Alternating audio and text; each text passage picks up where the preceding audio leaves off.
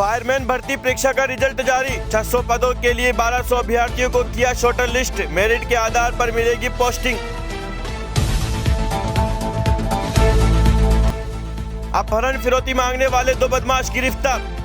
गौरव गुज्जर, जीतराम बेरवा को मुहाना थाना पुलिस ने पकड़ा। अन्य बदमाशों की तलाश जारी।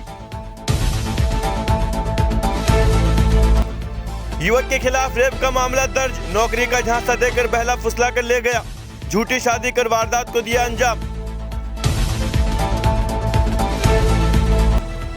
बैंक से रुपए निकालने आए युवक के रुपए चोरी। 2 महिलाओं ने दिया वारदात को अंजाम। जांच में जुटी पुलिस। कल्ला बोले वाड्रा ने पूरा पैसा दिया, रजिस्ट्री भी हुई।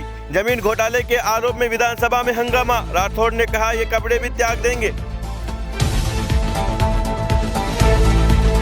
2014 में कांग्रेस के 24% विधायक थे, अब 16%। 5 राज्यों में कांग्रेस 0, 9 राज्यों में 10 से कम विधायक बचे। केजरीवाल से भी पूछताछ कर सकती है सीबीआई ईडी। कई हैंडसेट सिम बदलने से रडार पर आए मनीष सिसोदिया। कंप्यूटर ने पहुंचाया जेल।